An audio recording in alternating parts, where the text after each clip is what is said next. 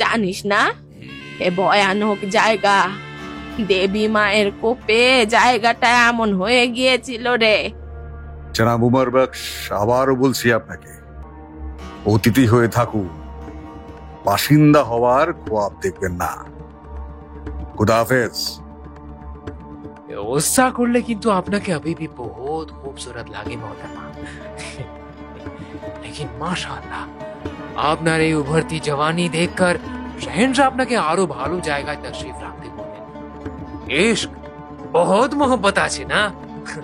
ওয়াহাব, জি আলিজা, আগ লাগা দো। জেনে রাখ শয়তান, এই রাজ্য তুই পেয়েও পাবি না।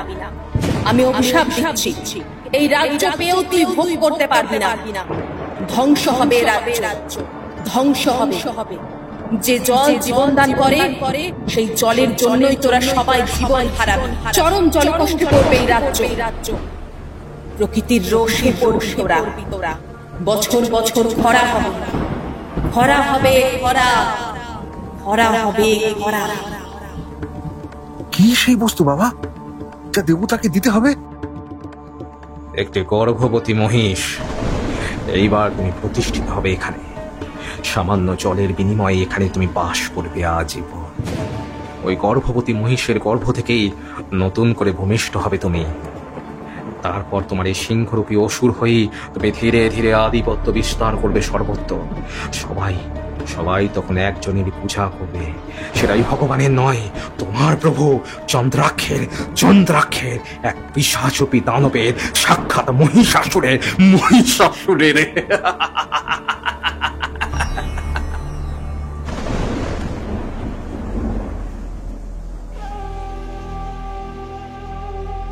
টিম গল্প গুজবের পক্ষ থেকে জানানো হচ্ছে যে আমরা কোন রকমের কুসংস্কার এবং অন্ধবিশ্বাসকে প্রাধান্য দিই না।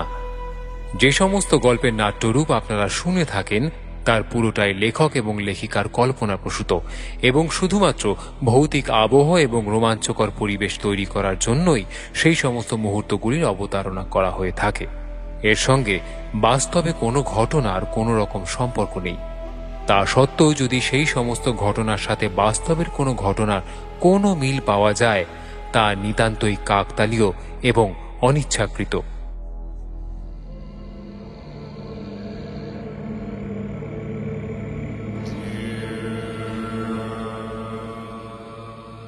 যার সারা জীবনটা মানুষের ভালোর জন্য উৎসর্গকৃত এবং স্বয়ং দেবী মহামায়ার আশীর্বাদ ধন্যা, ক্ষমতালোভী এবং কামনা দ্বারা আবৃত মানুষ যদি তার ক্ষতি করবার চেষ্টা করে তখন সেই দেবীর মুখ থেকে উচ্চারিত হয় সাবধান বাণী ও কঠোর অভিশাপ।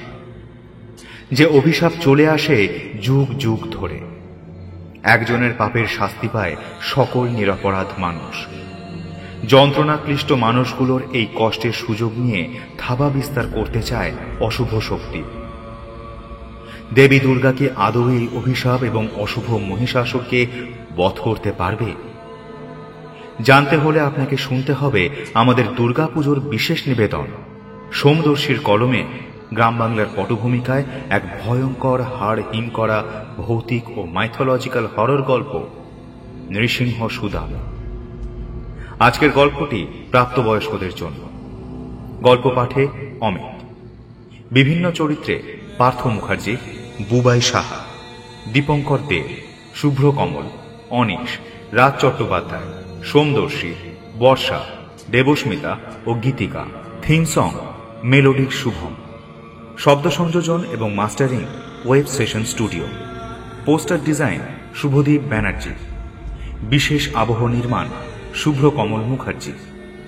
Edit, sound effects, visual graphics এবং নির্দেশনায় সোমদর্শী এবং সূত্রধার আমি স্নেহাদ্রি। শুরু হচ্ছে আমাদের বিশেষ নিবেদন গ্রাম বাংলার পটভূমিকায় এক ভয়ঙ্কর হাড় হিম করা ভৌতিক ও মাইথোলজিক্যাল হরর গল্প নৃসিংহ সুদাম। শুনতে থাকুন বন্ধুরা। মুখ বেজার করে ঘরের দাওয়ার খাটিয়ার উপর বসেছিলেন গ্রাম প্রধান নিবারণ সান্যাল। চিন্তায় তার মাথার শিরাগুলো পর্যন্ত ফেটে যাবার জোগাড় হয়েছে। বীরনারায়ণপুর গ্রামটার পরিসীমা নেহাত ছোট নয়। বাংলাদেশ সীমান্তের কাছে অবস্থিত গ্রামটার প্রায় একাংশ ও পার্শ্ববর্তী তেহট্ট নগরের অর্ধেক জুড়ে আছে নিবিড় জঙ্গল। বন্য পশু পাখিতে সমৃদ্ধ বনটি সহ বীরনারায়ণপুর ও তেহট্ট নগর সহ এই অঞ্চলের বেশ কয়েকটি গ্রাম পড়েছে প্রাকৃতিক ও সূর্যদেবের রোষের মুখে। প্রায় বছর দুয়েক হতে চলল শ্যামল মেঘ তার রূপ ধরতে ভুলে গেছে। প্রচণ্ড তাপপ্রবাহে গ্রামের প্রায় প্রতিটি পুকুর দিঘি শুষ্ক ফুটিফাটা হয়ে গেছে। দু একটি পুকুরের মধ্যিখানে গর্ত করে যে সামান্য জল পাওয়া গেছে সেখানে উচ্চ শ্রেণী ও ব্রাহ্মণ ছাড়া ঢোকা নিষেধ। নিম্নবর্গের হাড়ি চাড়াল বা বাগদিরা প্রায় 10 মাইল পথ ঠেঙিয়ে জল নিয়ে আসে শীর্ণকায় নদী সুবর্ণমতি থেকে।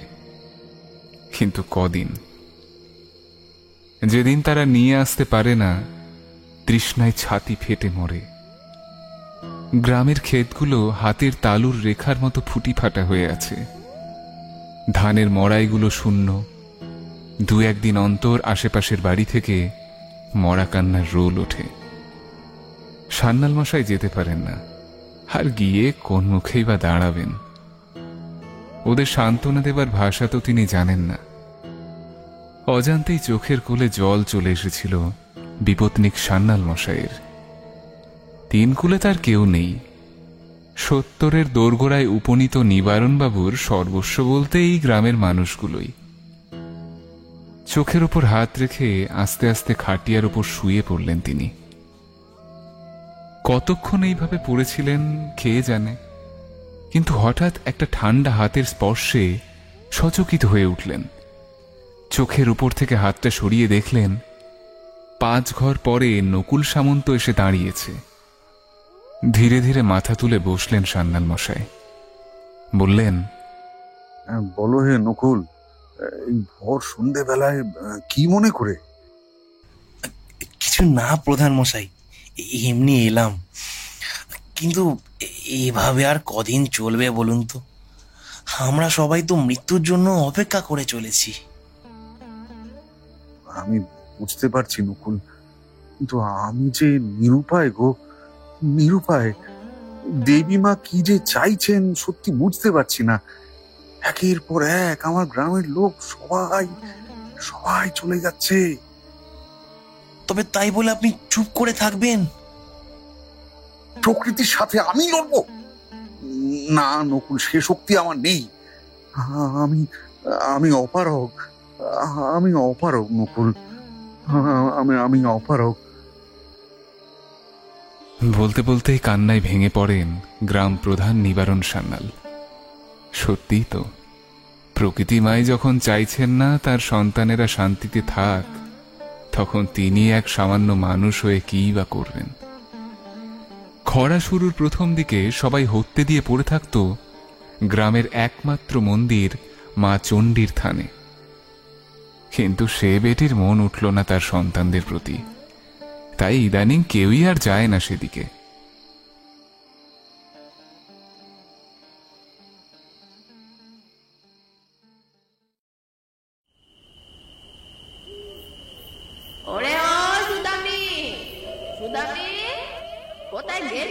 বৃদ্ধার অসহায় ডাক জঙ্গলের বিভিন্ন দিকে প্রতিধ্বনিত হয়ে ছড়িয়ে পড়তে লাগল।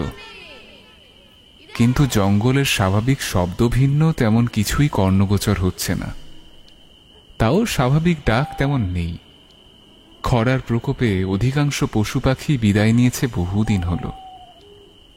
গ্রামের এই দিকটা, মানে জঙ্গলের দিকটা ফাঁকা। সেখানেই কয়েক ঘর হাড়ি, বাগদি, দুলে প্রভৃতি নিচু সম্প্রদায়ের লোকজন বাস করে। হিরু বাগদির মেয়ে সুদামি তার বুড়ি ঠাকুরমাকে নিয়ে সেখানেই থাকে। সুদামি শান্ত নিরীহ হলেও ওকে বড্ড টানে এই বন জঙ্গল। জঙ্গলের মাঝে একটা ভাঙা দুর্গা মন্দিরে সে প্রায়ই একা গিয়ে বসে থাকে। বলে মন্দিরটা নাকি তাকে টানে। ছোটবেলাতেই সুদামির বাবা মারা গেছে জঙ্গলের বুনো জন্তুর খপ্পরে পড়ে। আর মাটা যখন মারা গেল তখন সুদামির বয়স বড়জোর 10 কি 11। সেই থেকেই এই বুড়ি ঠাকুরমা সুদামীকে আগলে রাখে। গায়ের কোনো কাজে তাদের যোগ দেওয়ার অনুমতি নেই। তারা যে নিচু জাত, ভগবান রাম নিচু জাতের হাতের জল খেলেও গ্রামের মানুষরা সে কথা স্বীকারই করে না। তাই সুদামীদের মতো এই ৮-১০ ঘর হাড়ি বাগদিদের স্থান রয়েছে গ্রামের বাইরে এই জঙ্গলের ধারে। বৃদ্ধ ঠাকুমার ডাকে সেই মন্দিরের ভিতর থেকে বেরিয়ে এসে সুদামী বলল, কি হলো বলো দেখিনি? চেয়ে চেয়ে গ্রাম একেবারে মাথায় করছো কেন? করছি কি আর সাধে? তোর যদি কোনো বিপদ আপদ হয় তাহলে কি হবে ভেবে দেখেছিস রে মুখ পুরি? কি আর হবে গা আমার, একদিন ধরে আসছি, কিছু হলে একদিনে নিশ্চয়ই হতো। তুমি আর চিন্তা করোনি তো ঠাম্মা? সেই তো রে, সেই তো। কোন দিন কি কেউ ভেবেছিল আমার বাচ্চাটারে জানোয়ারে নিয়ে যাবে? ভেবেছিল? কিন্তু কিন্তু তুই তো আমার শিবরাত্রি সলতে রে, তোর কিছু হলে। আহ, থামো থামো দেহি বুড়ি, এক কথা বলে বলে কান ঝালাপালা কইরে দিলে গা। চলো চলো দেহি ঘরকে চল। তা হ্যাঁ রে ছুরি, এ মন্দিরে একা একা বসে থাকতে তোর ভয় লাগে না? জানিস না এ ভয়ানক জায়গা, দেবী মায়ের কোপে জায়গাটা এমন হয়ে গিয়েছিল রে। জানিস না? জানিস না তুই? তা কি করে জানবো বলো দেখি? তুমি কি কোনোদিন বলেছো সে কথা? জিজ্ঞেস করলেই বলো নাকি অমঙ্গল হবে? কি যে অমঙ্গল হবে কে জানে বাবা। ওরে থাম থাম মুখ পুরি থাম, লোকে জানলে আমাদের এক ঘরে করবে। হা হা করতে করতে মুখে হাত দিয়ে থামিয়ে দিল বৃদ্ধা। কি জানি ওই জায়গায় কথা বলতে গিয়ে কেন এমন কথা বারবার বলে ঠাকুমা। কি এমন অভিশাপ আছে জানে না সে। আস্তে আস্তে সরু পায়ে হাঁটা জঙ্গুলে পথটা পেরিয়ে গ্রামের রাস্তায় এসে পড়ল তারা। দুটো মহিলার কারুরই চোখে না পড়লেও দুটো ক্রূর চোখ এক দৃষ্টে তাকিয়েছিল সুদামীর দিকে। বেশ কয়েকদিন ধরেই সে লক্ষ্য করছে সুদামীকে। এমন একজন মেয়ের সন্ধানই তো সে করছিল। এই মেয়েটার মধ্যে দৈবী লক্ষণ সুস্পষ্ট, যা তাঁর অভীষ্ট সিদ্ধির পথে গুরুত্বপূর্ণ উপকরণ হিসেবে কাজে লাগবে। লোকটির অভিজ্ঞ চোখে বুঝতে বাকি রইল না আর কয়েকদিনের মধ্যেই প্রকট হবে সেই দৈবী গুণ। এখন যেটা মূল তা হল মেয়েটির জন্ম বৃত্তান্ত জানা।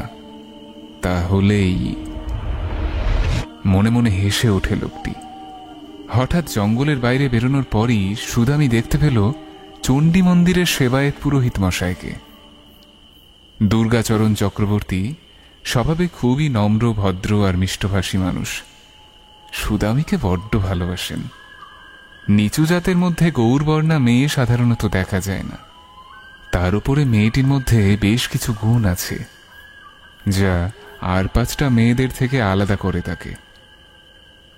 ঠাকুরমশাই, ও ঠাকুরমশাই! নারী কণ্ঠ শুনে ফিরে তাকালেন চক্রবর্তী মশাই। তারপর সুদামীকে দেখে মুখে হাসি ফুটে উঠল। সত্যি এ ষোড়শী মেয়েটির মুখটা বড্ড মায়া মাখা। চক্রবর্তী মশাইয়ের ছেলে এখন 18 বছর বয়সী। বাবার মতো সেও উদার, শাস্ত্রজ্ঞ।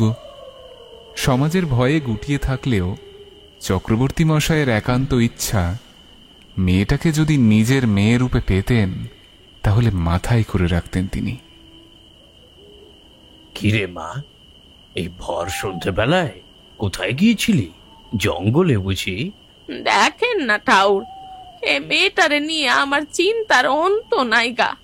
কোনো এক জায়গাতে ওর মতি থির নাই। মা গো, তোমার নাতনিটি তো আর যে সে মেয়ে নয় গো, সাক্ষাৎ চণ্ডীর আশীর্বাদ ধন না। ওকে নিয়ে কোনো চিন্তা করো না। শুনলে তো দিদা, এখন যাও দেখি তুমি। এখন আমার ঠাকুরমশাইয়ের সাথে গোপন সলা আছে। হ্যাঁ, এখন তুমি ঘরকে যাও তো দেখি। দেখেন মেয়ের কাণ্ডখানা দেখেন। ওরে তাড়াতাড়ি ফিরে আসিস, আমি চিন্তা করব নইলে। বৃদ্ধার কথায় ততটা কান না দিয়ে সুদামী আর ঠাকুরমশাই পথ চলতে লাগলেন। ততক্ষণে সূর্যি পাটে বসেছে, আর অন্ধকারের একটা গাঢ় চাদর ধীরে ধীরে ব্যাপ্ত করছে চরাচরকে। ওরা দুজনে চলতে চলতে গ্রামের প্রধান দিঘির কাছে এসে দাঁড়ালো। সে দিঘির পাশে বসলে প্রাণ জুড়িয়ে যেত। সেই দিঘিকে এখন দেখলে খুব কষ্ট হয়। বিশাল বড় দিঘিটার জল শুকিয়ে ফুটি ফাটা হয়ে আছে মাটিটা। উঁচু চাতালটার উপর ওরা দুজনে বসলো পাশাপাশি। ঠাকুরমশাই প্রথমে বললেন, জানিস মা, কত সুন্দর ছিল এই জায়গাটা। সন্ধেবেলায় এই জায়গায় এসে বসলে দিঘির থেকে আসা ঠান্ডা হাওয়া প্রাণ জুড়িয়ে দিত। আজ সেসব আর। আচ্ছা ঠাকুরমশাই, আপনাকে একটা কথা জিজ্ঞাসা করব?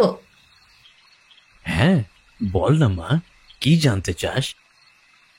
আমি যতবারই ঠাকুমাকে শুধাতে যাই, অমনি আমার মুখে হাত দিয়ে চুপ করিয়ে দেয়। এই জায়গার, ওই জঙ্গল আর ওই ভাঙা দুর্গা মন্দিরটার একটা অজানা ইতিহাস আছে শুনেছি।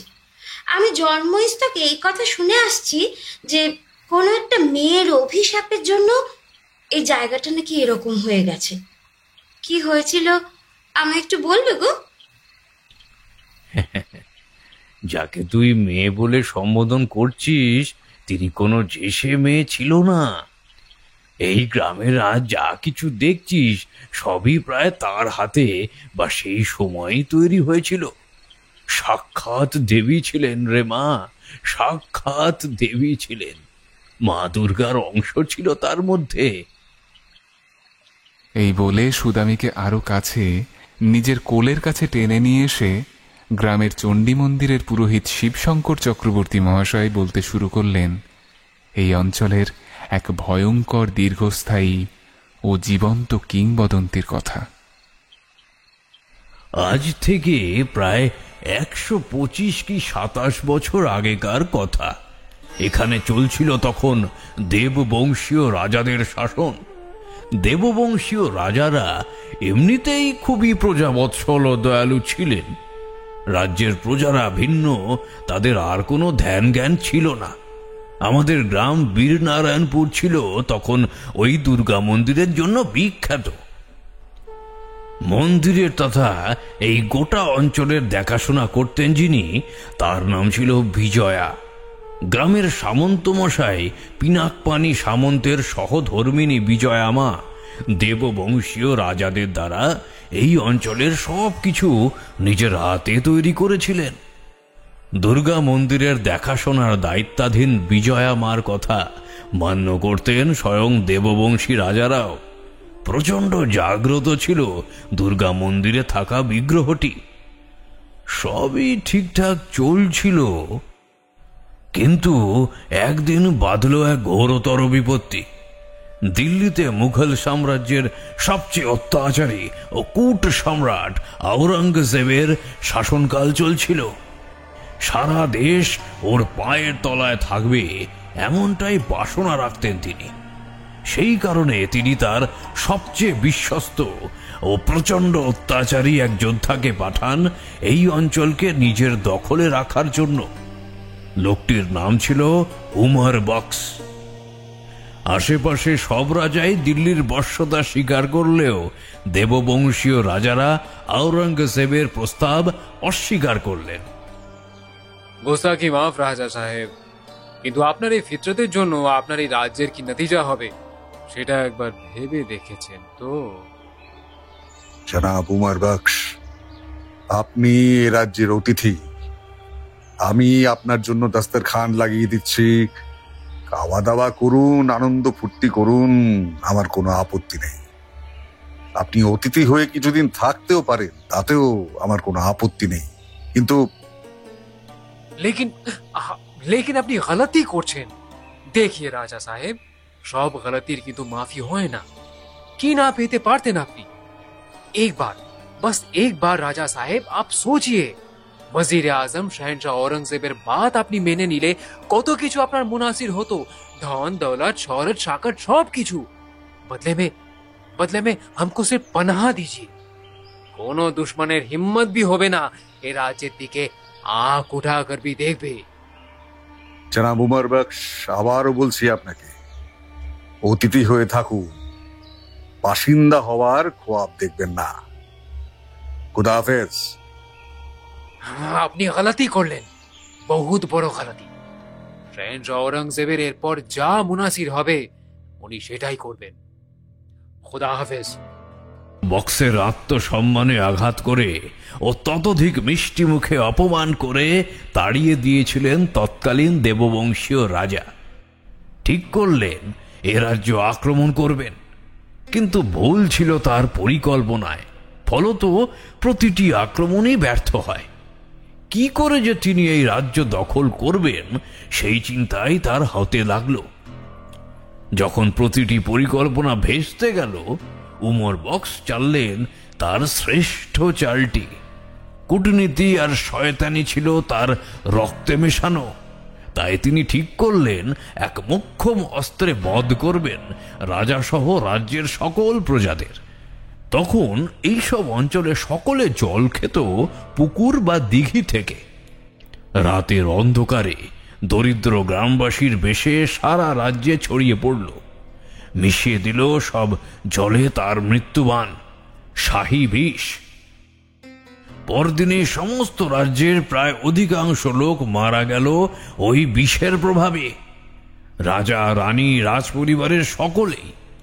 তবে রাজ্যের সব মানুষকে না হলেও এই গ্রামের রক্ষাকর্ত্রী বিজয়া মা বেশ কয়েকজনকে সারিয়ে তুললেন তিনি তার যৎসামান্য কবিরাজি ও আয়ুর্বেদিক শিক্ষার দ্বারা।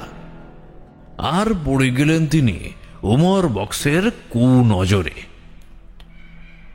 সেদিন ছিল শুক্লপক্ষের ত্রয়োদশী তিথি। কিছুদিন বাদেই কোজাগরী পূর্ণিমা ছিল। সেই বছরের দুর্গোৎসব পালিত হয়নি এই রাজ্যে। কি করেই বা হবে? চারিদিকে শোকতাপ আর হৃদয় বিদারী কান্নাই সে বছরের দুর্গোৎসবকে মুখরিত করেছিল, যা ঢাকের সুমিষ্ট বোলের চেয়ে অনেক বেশি স্পর্শকাতর আর দুঃখের। সুবৃহৎ মন্দির চত্বরের দালান জুড়ে বিষে নীল হয়ে আসা মানুষের দেহ চরম দৈহিক কষ্টের সাথে যুঝে চলেছে। মা বিজয়া ও তার সাথীরা ক্রমাগত শুশ্রূষা করে চলেছে এই অসহায় মানুষগুলোকে। হঠাৎ ধূমকেতুর মতো সেখানে হাজির হলো উমর বক্স আর মুঘল সৈন্যরা। শাহী মসনদ আর সালতানাতের বফাদার উমর বক্সের সিপাহীরা তখন হত্যা করল সেই অসহায় মুমূর্ষু মানুষগুলোকে, আর বন্দী করল সেবা কার্যে নিয়োজিতা বিজয়া মায়ের সহকারীদের আর স্বয়ং বিজয়া মাকেও। সহকারীদের গাছের সাথে বেঁধে তাদের গায়ে ঢেলে দিল তেল। একটা মশাল জেলে ধীরে ধীরে সামনে এগিয়ে এলো শয়তান উমর বক্স। ঠান্ডা লৌহ কঠিন স্বরে বলল, মহতরমা, আপনার জরুরত দেখে আমি হয়রান হয়ে যাচ্ছি। আপনি শাহী মসনদের খিলাফ গিয়ে কাজ করেছেন। আপনার আন্দাজা আছে এর নতিজা কি হতে পারে? যে রাজা রাজ্য বিস্তারের নামে লোকেদের হত্যা করে তাকে আর যাই মনে করি, কিন্তু মানুষ বলে ভাবি না।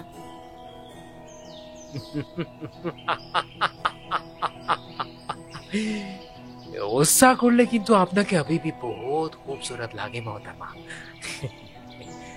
आपको पता है कि ये शहनशाह के हारेम में आरो কত औरत আছে, लेकिन माशाअल्लाह আপনার এই উভরতি জওয়ানি দেখकर শহনশাহ আপনাকে আরো ভালো জায়গায় তশরিফ রাখতে বললেন। আইয়ে মোহতरमा, আমার সঙ্গে আসেন। চুপ কর পাপিষ্ঠ, তুই জানিস না এর পরিণাম কি হতে পারে। বেঈমান! খামোশ খামোশ বদতমিজ औरत, বেঈমান বলবি না, বললে খতম করে দেব। চার 100 বার বলবো, বেঈমান বেঈমান বেঈমান। যে বিশ্বাসঘাতকের মতো লোকেদের পিছনে ছুরি মারে, যে অতিথি করে তুলেছিল তাকেই হত্যা করে বিষ দিয়ে, সে বেঈমান নয় তো কি? মুস্তাক!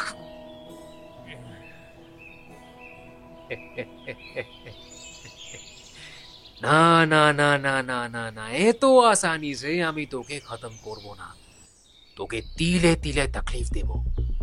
তো হি রাস্তে হয় আমার সাথে চল, নয়তো। ভিড়ের মাঝেতে বিজয়া মায়ের স্বামী সামন্ত মশাইও ছিলেন। এতক্ষণ রাগে গড়গড় করলেও এবার চিৎকার করে উঠলেন, বিজয়া, তুমি তুমি মানবে না ওর কথা। মা দুর্গা তোমার সাথে আছেন। হ্যাঁ, তোমার সাথে আছেন। ওর শাস্তি পাবেই। इश्क बहुत मोहब्बत আছে না?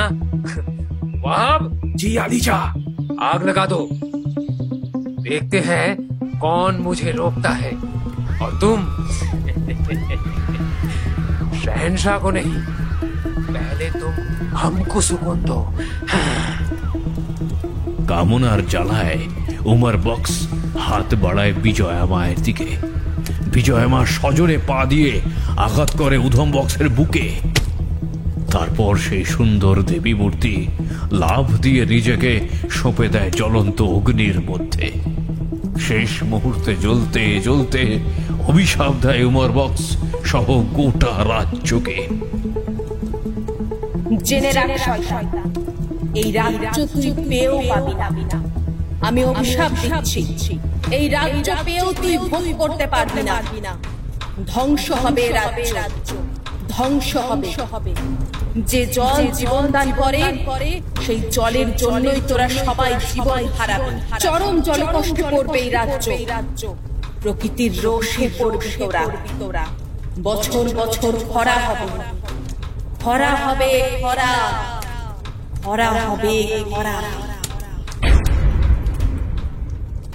জানিস তো মা, মানুষের লোভ আর কামনা যুগে যুগে কত যুদ্ধ আর মানুষের জীবন নিয়েছে, তারই অত্তা নেই, সে দোষী হোক বা নির্দোষ। আচ্ছা ঠাকুরমশাই, এই অভিশাপের কোনো খণ্ডন নেই? জানি না রে মা, জানি না, হয়তো আছে, কিন্তু সে পথ আমার জানা নেই। জানি না মা চণ্ডীর মনে কি আছে তার মনে, সত্যিই জানি না। কবে এই কষ্টের মুক্তি হবে জানো? কথাগুলি শোনার পর চুপ করে বসে থাকল। যা এতক্ষণ শুনল এসবই ছিল তার অজানা। ঠাকুরমশাইয়ের যাওয়ার পথের দিকে সে তাকিয়ে রইল এক দৃষ্টে। দিঘির ওপারে শিয়ালের হিম শীতল ডাক জানান দিল রাত্রির অন্ধকার গাঢ় হয়ে চরাচর ব্যাপ্ত করেছে।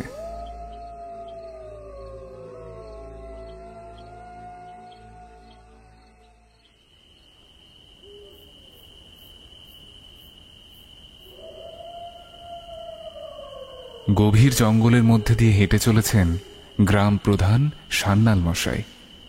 আজ এলাকার দুরাবস্থা নিয়ে সকাল সকালই একটি জরুরি সভা ডেকেছিলেন পাশের গ্রাম তেহট্টনগরের গ্রাম প্রধান সচ্চিদানন্দ ভট্ট মহাশয়। আলোচনা শেষ হতে হতে বেলা গড়িয়ে গেছে। সান্যাল মশাই অত্যন্ত চিন্তিত মুখে নিজের বাড়ির দিকে চলেছেন। তেমন কোনো আশানুরূপ ফল হয়নি আজকের আলোচনায়।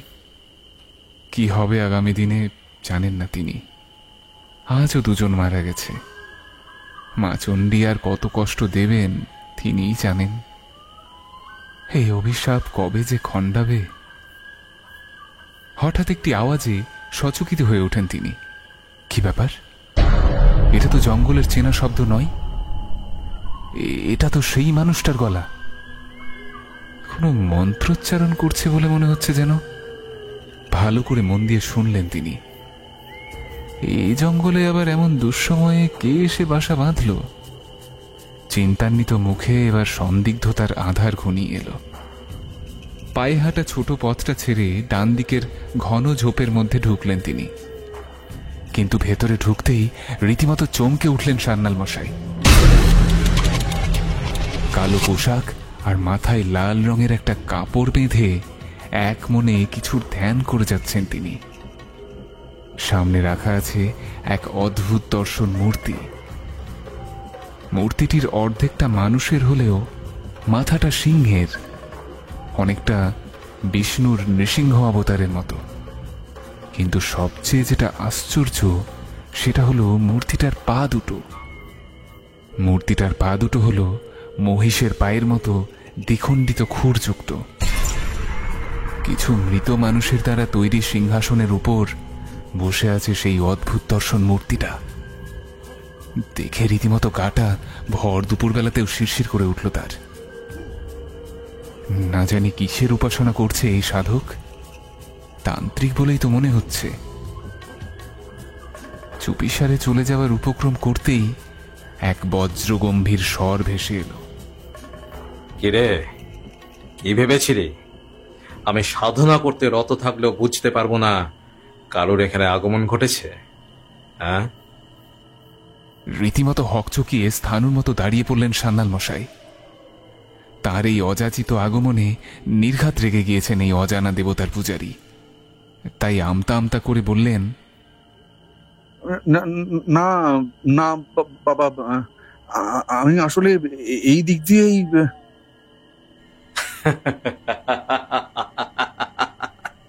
আয় আয় আয় আয়, এখানে বস এসে। ভয় পেতে হবে না, বস এখানে এসে বস। ধীরে ধীরে এগিয়ে এসে সামনে বসলেন সান্যাল মশাই। তখনও তার মনে ভয় কিন্তু পুরোপুরি কাটেনি। কে জানে কত গূঢ় সাধনার জন্য অসীম শক্তিতে বলিয়ান এই পূজারী। আস্তে আস্তে বললেন, আপনি আপনি কে বাবা? হ্যাঁ, এখানে এই জঙ্গলে কি করছেন আপনি? হ্যাঁ, আমি কন্দর্প, এই দেবতার একজন সামান্য ভক্ত। আমি তোদের জন্যই এখানে এসেছি রে। তোদের কষ্ট দেখে আমি সত্যিই বড় ব্যথিত, তাই এখানে এসেছি। হ্যাঁ, সত্যি বাবা, সত্যি বাবা, সত্যি আপনি আপনি সত্যি আমাদের কষ্ট দেখে এসেছেন আমাদের কাছে? হ্যাঁ হ্যাঁ রে, হ্যাঁ, আমি দেখেছি তোরা কত কষ্টে দিন যাপন করছিস। আমি তোদের কষ্ট দূর করে দেব, আবার শান্তিতে থাকতে পারবি তোরা। কিন্তু আপনি জানেন তো বাবা, এই অঞ্চল দেবীর অভিশাপে শাপিত, তার জন্যই। ওরে ওরে, দেবীও তো মারে খ্যাপা। মার কতদিন নিজের সন্তানের উপর রেগে থাকতে পারে বলতো? তাই তো তিনি আমাকে পাঠিয়েছেন। হ্যাঁ, সান্যাল মশাইয়ের আনন্দের সীমা রইল না।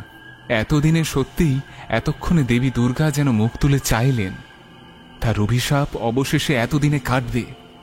আনন্দে তার চোখ দুটো দিয়ে জলের ধারা গড়িয়ে পড়তে লাগল। তিনি আবেগকে কোনো রকমে চাপা দিয়ে বললেন, আপনাকে আপনাকে কি যে বলে ধন্যবাদ জানাবো, কি যে বলে ধন্যবাদ। আরে আরে, বাচ্চাদের মতো কাঁদছিস কেন এরকম করে? শোন শোন, সব ঠিক হয়ে যাবে। আর তোদের দুঃখের কোনো দিন থাকবে না, সব ঠিক হয়ে যাবে।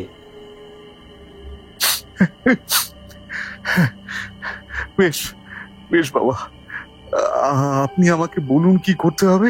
হ্যাঁ, বলুন বলুন। কিচ্ছু না, তুই নিশ্চিন্ত মনে বাড়ি যা। আগামী পরশু অমাবস্যা। আমি সেদিন আমার আরাধ্য মহাশক্তিমান চন্দ্রাক্ষের পূজা করব। আর তারপরের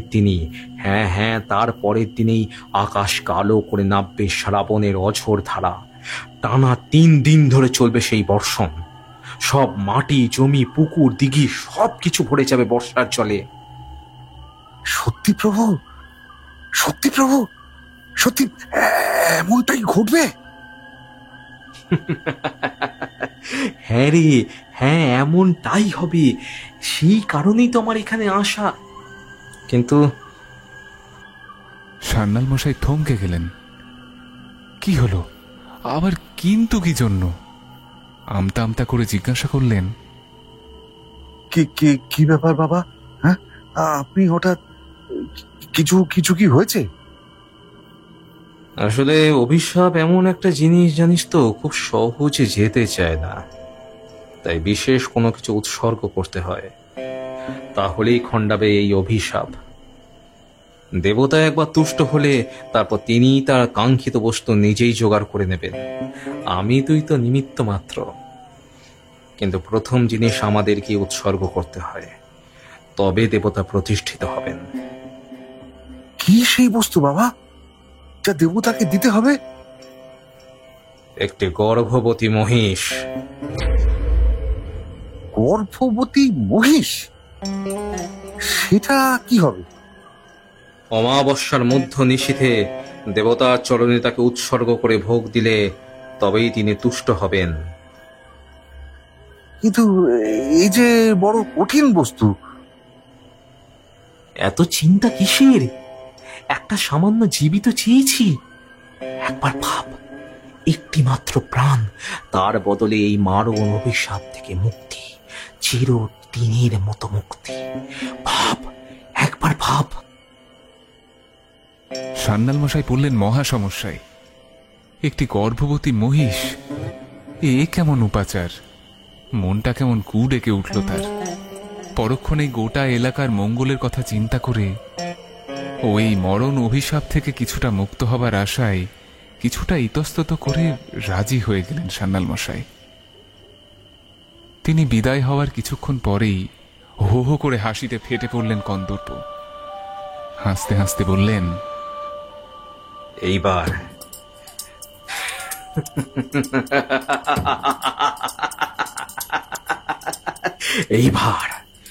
এইবার তুমি প্রতিষ্ঠিত হবে এখানে।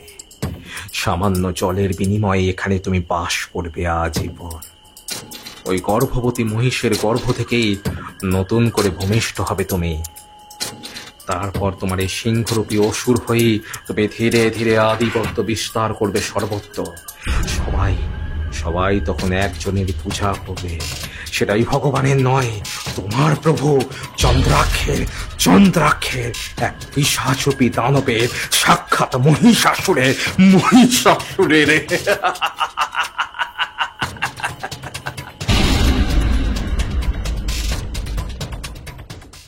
অমাবস্যার পরের দিন ভোরবেলা হঠাৎ গুড়গুড় গুড়গুড় আওয়াজ শুনে চমকে গেল গ্রামের লোক। এই আওয়াজ তো তাদের পরিচিত। ছুটতে বেরিয়ে এলেন সবাই। আকাশের দিকে মুখ তুলে তাকাতেই এক অনাবিল আনন্দ ফুটে উঠল গ্রামের নিরীহ লোকগুলোর মুখে। সারা আকাশ জুড়ে জমে উঠেছে নিকষ কালো মেঘ। একটু পরেই নামল বৃষ্টি, অঝোর ধারায় বৃষ্টি। সেই কাঙ্ক্ষিত বস্তু যার জন্য তারা এত দিন অপেক্ষা করছে, যার জন্য এতগুলো প্রাণ গেছে, যার জন্য তারা এতদিন হাঁ পিত্তেশ করে বসেছিল, সেই কাঙ্ক্ষিত বস্তু। তাই তাদের বাঁধ ভাঙা উল্লাস আর আনন্দ সমস্ত চরাচর যেন ব্যাপ্ত করে দিল। আজ তারা ভিজবে, মনের আনন্দে ভিজবে, আশ মিটিয়ে ভিজবে। ফুটি ফাটা জরাগ্রস্ত মাটির বুক ঝুরবে নতুন জলে, গাছে গজাবে নতুন পাতা, খেতে উঠবে ধান। কিন্তু তারা জানতেও পারল না এই মহার্ঘ বস্তুটিকে পেতে কি ভয়ঙ্কর বিপদ ওই ঘন কালো মেঘের মতোই ঘনিয়ে উঠল তাদের জীবনে।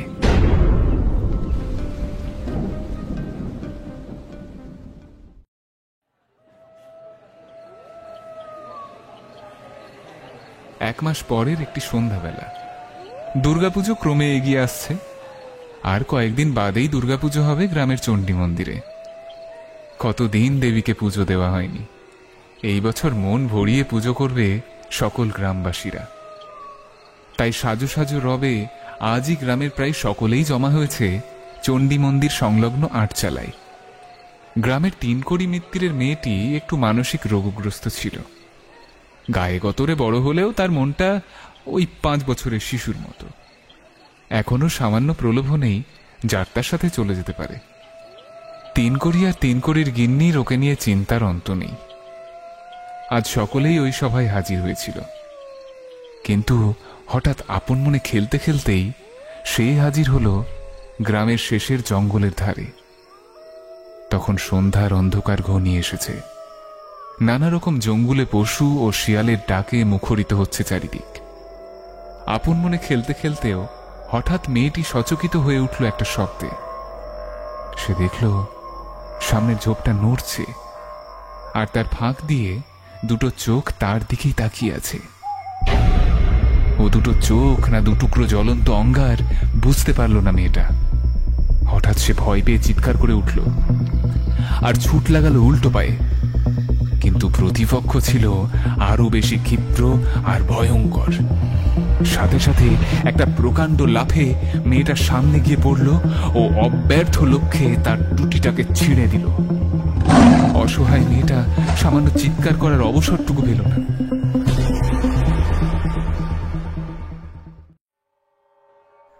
পরের দিনও তিনকড়ি মিত্তির তার মেয়েটিকে যখন খুঁজে পেল না, তখন গ্রামবাসীরা ভাবল মেয়েটা নিশ্চয়ই এদিকে ওদিকে ঘুরতে গিয়ে অন্য কোথাও চলে গেছে। এই মেয়েটা পাগল ছিল, তাই কেউ ততটা গুরুত্ব দিল না বিষয়টা। এর কিছুদিন বাদেই নকুর ঘোষের 10 বছরের মেয়েটা রাতের বেলা বাড়ির দাওয়া থেকে উধাও হয়ে গেল। এখনো গ্রামের কেউ গুরুত্ব দিল না, কারণ নকুর ছিল সুদে কারবারি। কত লোকের যে কত ক্ষতি করেছে সে তার হিসেব নেই। সেখান থেকে কেউ হয়তো কাজটা করেছে। এর কিছুদিন বাদে দিগম্বর বাগদি আর ছিদাম দুলের বাড়ির মেয়েদের খুঁজে পাওয়া গেল না। হাড়ি চারালদের বাড়ির মেয়ে কেউ তুলে নিয়ে গেছে, এটা সম্পূর্ণ গ্রামবাসীদের চিন্তার কারণ না হলেও সামান্য বিপদের আঁচ যেন তারা কোথাও অনুভব করল। গ্রাম থেকে একের পর এক মেয়েরা উধাও হয়ে চলল। 4-4টি তরতাজা মেয়ে কিছুদিনের মধ্যেই ভোজবাজির মতো উধাও হয়ে গেল। মহেশ্বরপাল গ্রামের একমাত্র কুমোর। সে ও তার 15 বছরের মেয়ে সাবিত্রী গ্রামের চণ্ডী মণ্ডপ থেকে ফিরছিল। মূর্তি গড়া সমাপ্ত হয়ে এসেছে। দুর্গাপুজো আসতে আর দিন 7 দেরি।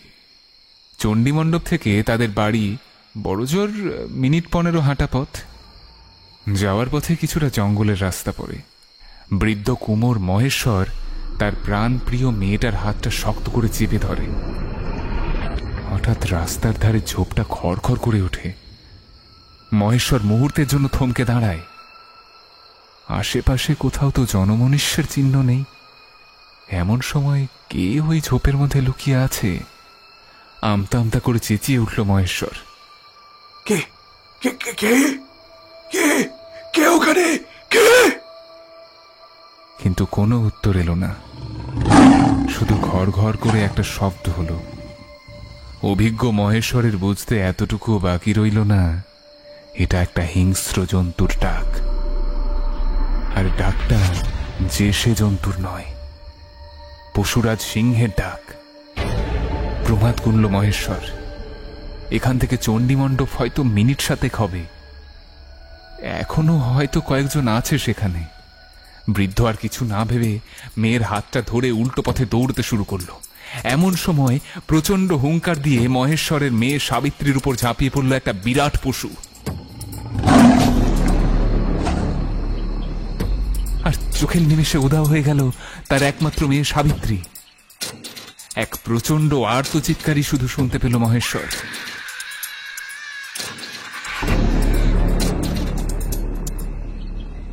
কিছুক্ষণের মধ্যেই হুলুস্থুল পড়ে গেল গ্রামে। গ্রামে আবির্ভাব হয়েছে সিংহের। এ সিংহ মানুষ খেকো। যে সিংহ মানুষের রক্তের স্বাদ পায়, তারপর সে আরো ভয়ঙ্কর ও ধূর্ত হয়ে ওঠে। তবে সিংহটা আকারে আয়তনে কত বড় সেটা ঠিক ঠাউর করতে পারেনি মহেশ্বর, কারণ সে শুধু পশুটার অবয়ব আর জ্বলন্ত চোখ দুটো দেখতে পেয়েছিল। গ্রামের লোকেরা আতঙ্কিত হয়ে সন্ধ্যার আগেই ঘরে দৌড় দিতে শুরু করল। মনে মনে সবাই ভাবতে শুরু করলো, এইমাত্র একটা অভিশাপ থেকে মুক্তি পেয়ে সবেমাত্র স্বস্তির নিঃশ্বাস নিতে শুরু করেছে কি আরেকটি বিপদ এসে হাজির হলো। কিন্তু এই অঞ্চলে তো সিংহের উপদ্রব ছিল না কোনো কালই। এই কোথা থেকে হাজির হলো? অসহায় মানুষগুলো জানতে পারল না যে তাদের অসহায়তার সুযোগ নিয়ে এক অভিশাপ থেকে বাঁচার জন্য আর এক কালান্তক অভিশাপকে অজান্তেই আমন্ত্রণ জানিয়েছে তারা।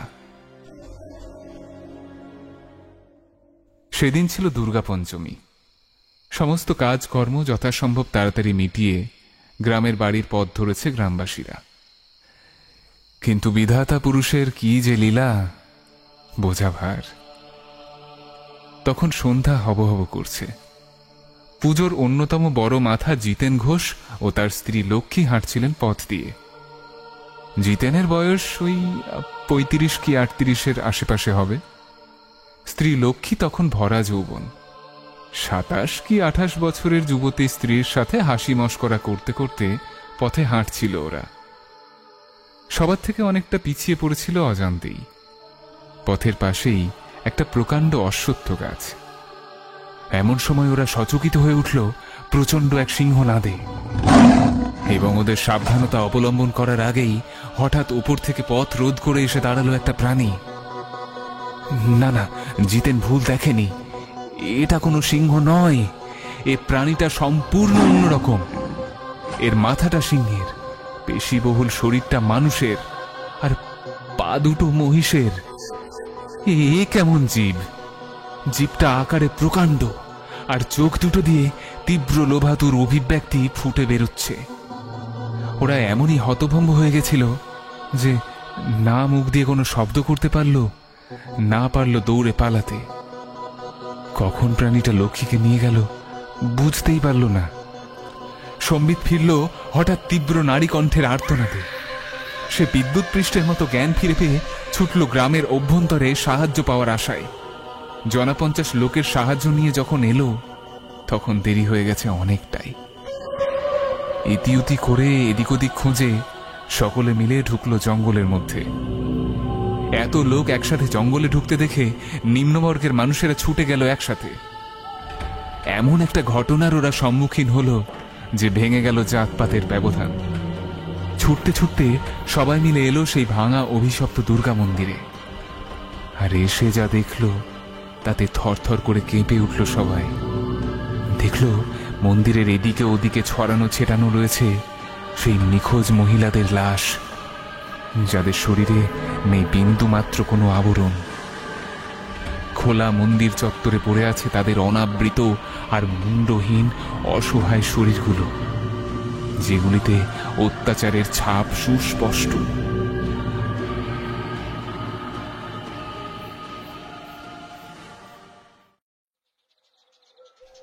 পরের দিনই গ্রামে বসল সভা। আশেপাশের প্রতিটা গ্রামের লোকেরা এসেছে এই সভায়। প্রাণীটির রহস্য ভেদ করতে বেশি সময় লাগার কথা না। সকলেই বুঝতে পারল একটি অভিশাপকে খণ্ডন করার বদলে আরো একটি মারণ অভিশাপ নেমে এসেছে তাদের উপরে।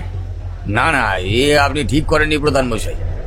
এত বড় সিদ্ধান্ত নেওয়ার আগে অন্তত একবার সবাই বিষয়টা জানানোর কোনো প্রয়োজনই মনে করলেন না আপনি? হ্যাঁ, এই করে এই গ্রামের পরপর 5 জন মেয়ে মারা গেল।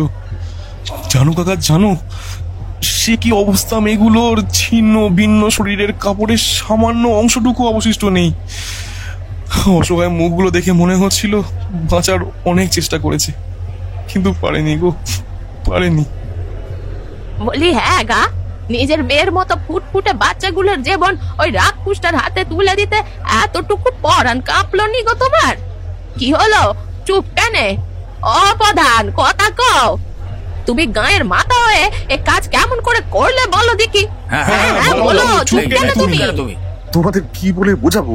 এই কাজটা তখন গায়ের ভালো ভেবেই করেছিলাম গো। ওই তান্ত্রিক বাবা বলেছিল এরকম ঘটনা একবার হবে, তাও মানুষ নয় কোনো পশুই হবে তার খাদ্য। কিন্তু তারপরে এইভাবে যে তারপর কি শুনি?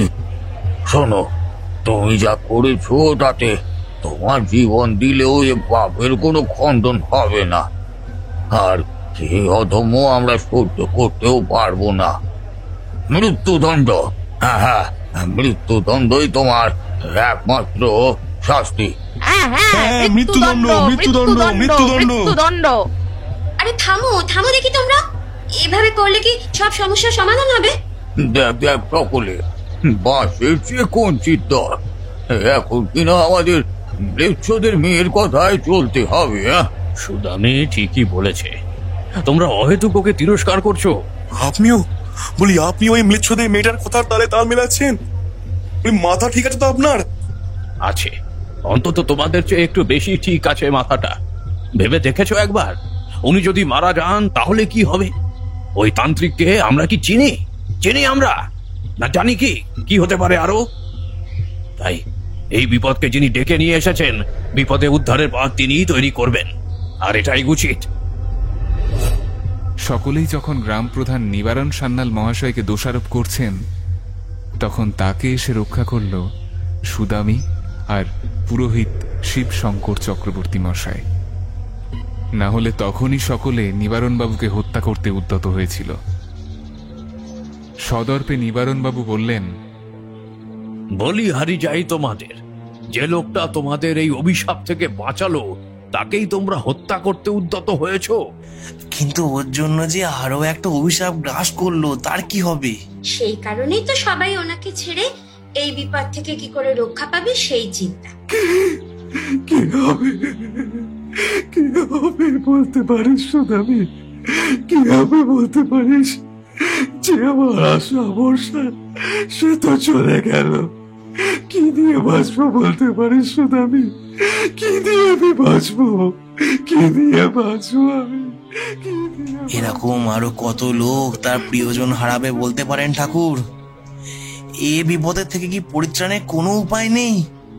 আপনি বলুন ঠাকুর, আপনি বলুন। কিছুক্ষণ চুপ করে রইল গ্রামের পুরোহিত শিবশঙ্কর চক্রবর্তী মশাই।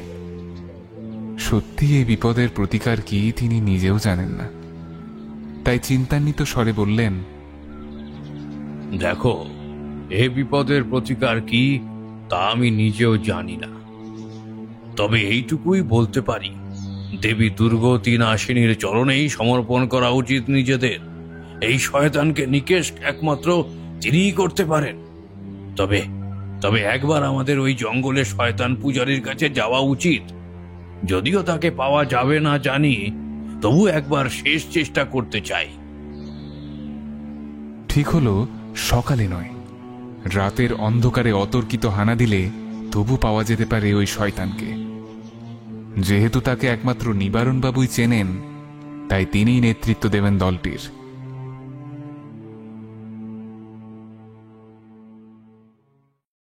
সেদিন রাতে অতর্কিতে গিয়েও কোনো লাভ হলো না ওদের। সেখানে গিয়ে খাঁ মন্দির প্রান্তর ছাড়া কিছুই দেখতে পেল না কেউই। ঠিক হলো, সকলে মিলে একত্রে পাহারা দেবে গোটা গ্রাম। মহিলাদের সম্পূর্ণ গৃহে অন্তরীণ রাখা হলো, কারণ ওই শয়তানের লক্ষ্য কেবল গ্রামের নারীরাই।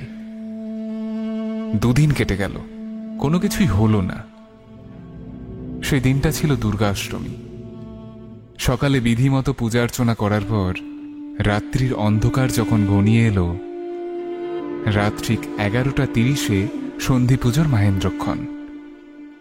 তখন রাত 10টা কি 11টা হবে। জঙ্গলের প্রান্ত থেকে ভেসে এলো এক ভয়ঙ্কর ডাক, সিংহের ডাক। কিছুক্ষণ পরেই এক নারী কণ্ঠের আর্ত চিৎকার ভেসে এলো। কয়েক মুহূর্ত পর সুদামীর বৃদ্ধ ঠাকুমা হাউমাউ করে কেঁদে এসে পড়ল গ্রামের পাহারাদারদের কাছে। কিছুক্ষণের মধ্যেই জঙ্গল তোলপাড় করে অগণিত লোক এসে হাজির হলো সেই ভাঙা মন্দিরের সামনে। সাথে সাথে অবাক হয়ে তারা দেখল এক কালো কাপড় পরা পূজারী পুরো গর্ভগৃহের সামনে সাধনায় রত। গর্ভগৃহের মশাল আর যজ্ঞের আগুনে আলোকিত, যাতে দুটুকরো হয়ে ভেঙে যাওয়া কালো পাথরের দুর্গা মূর্তিটা দেখা যাচ্ছে। আর তার সামনে হাঁটু মুড়ে বসে আছে সুদামী। হাত বাঁধা থাকলেও সে বিন্দুমাত্র নিজেকে ছাড়ানোর চেষ্টা করছে না, যেন স্থাণুর মতো বসে রয়েছে সে। নিবারণ সান্যাল চুপ করে থাকতে পারলেন না, চিৎকার করে উঠলেন তিনি। তবে সাথে সাথে মুখ ঘুরিয়ে তান্ত্রিকটা একটা তীক্ষ্ণ বাঁকা হাসি হেসে উঠে বলল,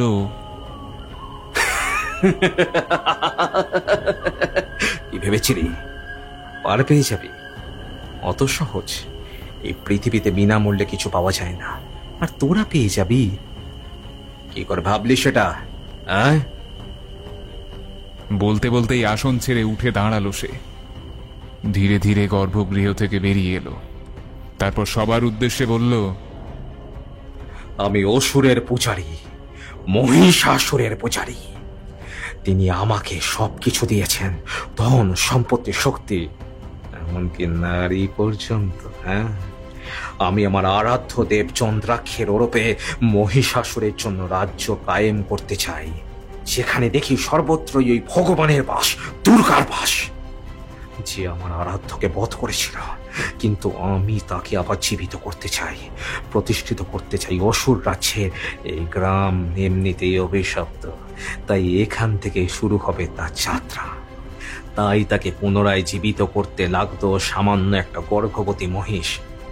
সামান্য বৃষ্টির বদলে, জলের বদলে তুই তা এনে দিয়েছিলি আমার কাছে। তারপর তিনি নিজেই তার পরবর্তী শিকার সংগ্রহ করে নিয়েছেন। সর্বশক্তিমান হতে লাগতো 7টি নারী উৎসর্গীকৃত রক্ত। ইতিমধ্যে 6টি বলি সম্পন্ন।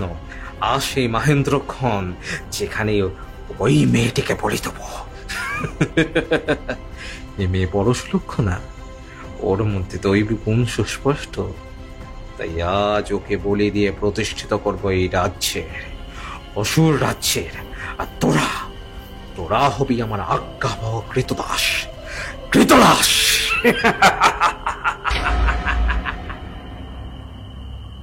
শিউরে উঠল সকলে। কি হবে? ও যা বলছে তাই যদি সত্যি হয়? যখন সবাই কিংকর্তব্য বিমূঢ়, তখন শিবশঙ্কর চক্রবর্তী মহাশয় ভিড়ের মধ্য থেকে বেরিয়ে এসে তীব্র হুঙ্কার দিয়ে বললেন, দেবী অভিশাপ দিয়েছেন, তার অর্থ এই নয় যে তিনি এই অনর্থ হতে দেবেন। তুই কোনোদিনও পারবি না তোর অভিষ্ট সিদ্ধ করতে, আমি হতে দেব না। কি হলো কি তোমাদের? একটা নরপশু এই অনর্থ করতে যাচ্ছে, আর তোমরা হাঁ করে দেখছো? ভেঙে দাও এই যজ্ঞস্থল। সকলে মিলে এগোতে গেলে তান্ত্রিক হুঙ্কার দিয়ে বলে উঠলেন, প্রভু, প্রভু, চন্দ্রাক্ষ, প্রভু, প্রভু। সাথে সাথে মাটি কাঁপিয়ে এক বিশাল দেহী প্রাণী একটি খড়গ নিয়ে মাটিতে লাফিয়ে পড়ল। মুহুর্মুহু গর্জনে আকাশ বাতাস কেঁপে উঠল। লোকগুলি সব হয়ে পিছিয়ে গেল। প্রচন্ড অট্টহাসি শোনা গেল তান্ত্রিক। সবাই দমে গেলেও দমলেন না শিবশঙ্কর চক্রবর্তী মহাশয়। তিনি তার ঋজু শরীরটা নিয়ে সবার সামনে এসে দাঁড়ালেন, বললেন, কি ভেবেছিস তুই? তোরে কাজের শাস্তি তুই পাবি না? অসুর রাজ্য প্রতিষ্ঠা করবি? হবে না, কোনোদিনও হবে না। আমি বেঁচে থাকতে কোনোদিনও তা সম্ভব হবে না। এখন সন্ধি পূজার সময় সমাগত। এক সময় যখন শুম্ভ নিশুম্ভের অত্যাচার বেড়ে গিয়েছিল, আর ঠিক তোর মতোই অসুর রাজ্য প্রতিষ্ঠার স্বপ্ন দেখেছিল, তখন দেবীর মহামায়ার আবির্ভাব হয়েছিল চামুন্ডা রূপে, দানব দলনী, অসুর বিনাশিনী রূপে। আজও হবে, আমি আহ্বান করব তার। ওম জয় ত্বং দেবী চামুণ্ডে জয়, ভূতাপহারিণী জয়, সর্বগতে দেবী কালরাত্রি নমস্তুতে। জয়ন্তী মঙ্গলা কালী ভদ্রকালী কপালিনী দুর্গা শিবা সমাধাত্রী স্বাহা স্বাধা নমস্তুতে। নমঃ সর্বমঙ্গলে মঙ্গলে শিবে। সমস্ত জঙ্গল কাঁপিয়ে চক্রবর্তী মহাশয়ের মন্ত্রপাঠ চলতে থাকলো। আকাশ বাতাস সমস্ত জঙ্গলের পরিস্থিতি পাল্টে যেতে থাকলো। উঠল প্রবল ঝড়, মুহুর্মুহু বজ্রপাতে কেঁপে উঠতে থাকলো মাটি। এক ভয়ঙ্কর যুদ্ধের জন্য পরিবেশ প্রস্তুত হতে লাগলো। এদিকে সেই তান্ত্রিক ও সিংহরূপী পিশাচ বারবার আঘাত করতে লাগলো সমস্ত গ্রামবাসী সহ চক্রবর্তী মশাইকে। কিন্তু তাতেও এক ফোঁটা টললেন না তিনি, থামালেন না মন্ত্রপাঠ।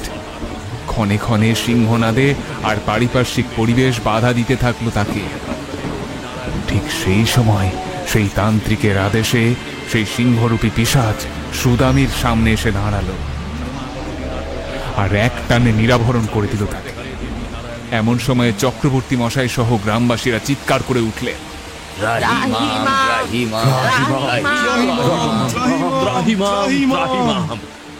সঙ্গে সঙ্গে সেই দ্বিখণ্ডিত পাথরের মূর্তির মধ্যে থেকে এক তীব্র চোখ ধাঁধানো আলোক রশ্মি নির্গত হল, যা গর্ভগৃহ সহ সমগ্র বনানীকে আলোকিত করে তুলল। আর সেই দিব্য জ্যোতি সামান্য ম্লান হলে দেখা গেল এক প্রচন্ড অভাবনীয় ও অলৌকিক দৃশ্য।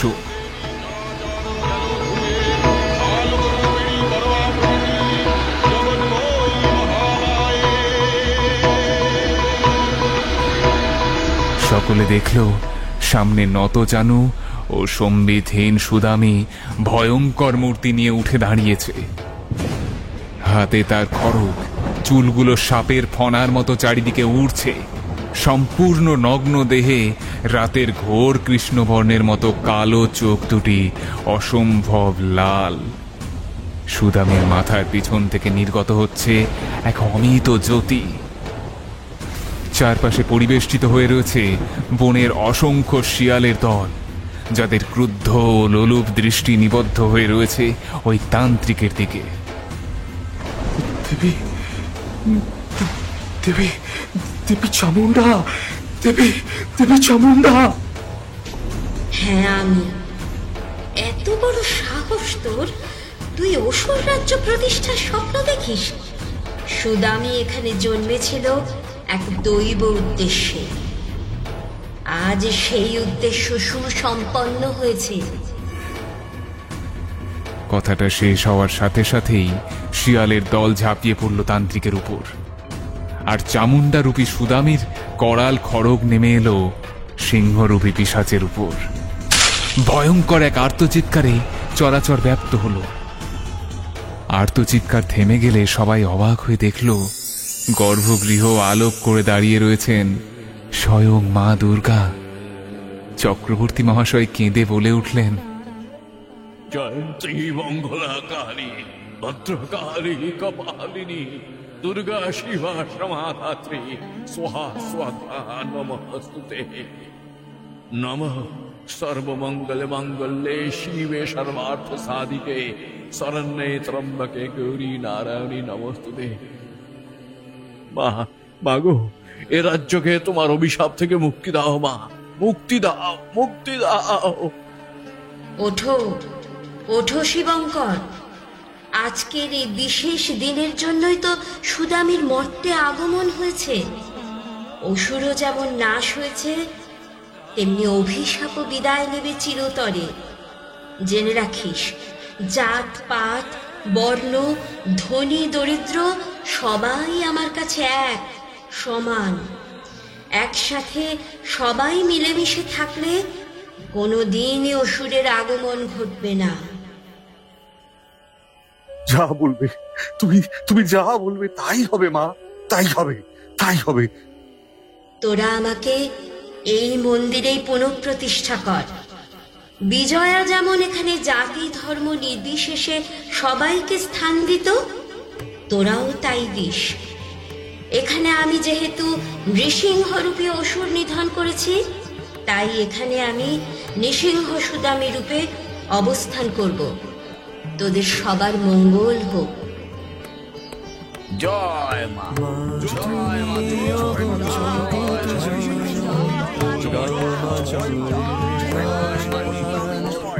অসুর নিধনে তাই তো মা তোকে করেছি আহ্বান।